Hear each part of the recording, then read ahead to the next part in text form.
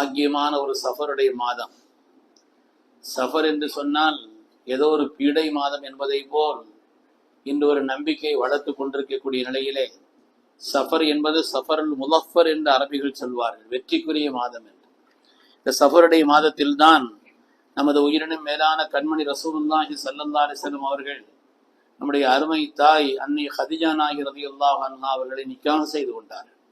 இந்த சஃபருடைய மாதத்தில் தான் அறிவு திலகம் ஹதரத் அலி இப்னு அபீ தாலிப் ரலியல்லாஹு அன்ஹு அவர்கள், சுவனத்தின் தலைவி அன்னை ஃபாத்திமா ரலியல்லாஹு தஆலா அன்ஹா அவருடைய நிக்காஹும் இந்த சஃபர் மாதத்தில் தான் நடந்தது.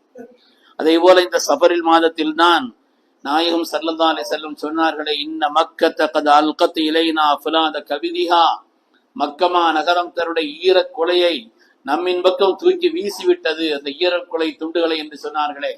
ஹதரத் சையதுனா ஹாலித் இப்னு வலீத் ரலியல்லாஹு அன்ஹு, ஹதரத் அம்ர் இப்னு ஆஸ் ரலியல்லாஹு அன்ஹு என்ற இருவரும் மேதைகள் பெருமக்கள் ஈமான் கொண்ட நேரத்தில் அல்லாஹ்வுடைய ரசூல் சொன்னார்களே, அப்படிப்பட்ட இரண்டு பெருமக்கள் ஈமான் கொண்ட அந்த காலமும் இந்த சஃபருடைய மாதம் தான்.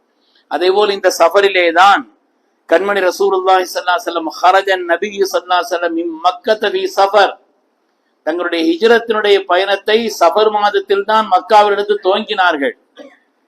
கதிமல் மதீனத ஃபீ ரபியுல் அவ்வல், ஆனால் மதீனாவை அவர்கள் சேர்ந்தது ரபியுல் அவ்வல். நம்ம சஃபருடைய மாதத்தினுடைய கடைசியில் தான் கண்மணி ரசூலுல்லாஹி ஸல்லல்லாஹு அலைஹி வஸல்லம் அவர்கள் புனிதமான தங்களுடைய ஹிஜ்ரத்தினுடைய பயணத்தை, வாழ்வின் மத்தான வெற்றிக்குரிய அந்த ஹிஜ்ரத்தினுடைய பயணத்தை துவங்கியது. ஸல்லல்லாஹு அலைஹி வஸல்லம் அவர்கள் தங்களுடைய வாழ்வின் கடைசியிலே இந்த காலகட்டத்தில் அவர்கள் நோய்வாயுற்றார்கள்.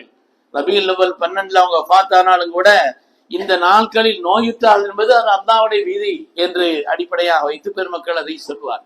ஆக இந்த சஃபர் என்பது பல்வேறு வெற்றிகளை, ஹைபர் யுத்தம் உள்ளிட்ட பல்வேறு வெற்றிகளை தந்த ஒரு மாதம் என்பதிலே சந்தேகமே இல்லை. இந்த பல்வேறு வரலாறுகளில் வழியாக இளையோடும் ஒரு நிகழ்வு என்னவென்று சொன்னால் திட்டமிடுதல். ஒரு நல்ல முஃமின் யார் என்று சொன்னால் தன்னுடைய காரியங்கள் ஒவ்வொன்றையும் திட்டமிட்டு செய்வார். திட்டமிடுதல், அலைக்கும் பித்தத்பீர், திட்டமிட்டு செய்யுங்கள் காரியங்களை. அதிலே ஹைர் இருக்குமான அந்த காரியத்தை நடைமுறைப்படுத்துங்கள். அது நல்லதில்லை என்று நீங்கள் விளங்கினால் அதை விட்டு ஒதுங்கிக் கொள்ளுங்கள் என்று கண்மணி ரசூலுல்லாஹி ஸல்லல்லாஹு அலைஹி வஸல்லம் அவர்கள் நமக்கு சொல்லித் தருவார். அருமையானவர்களே,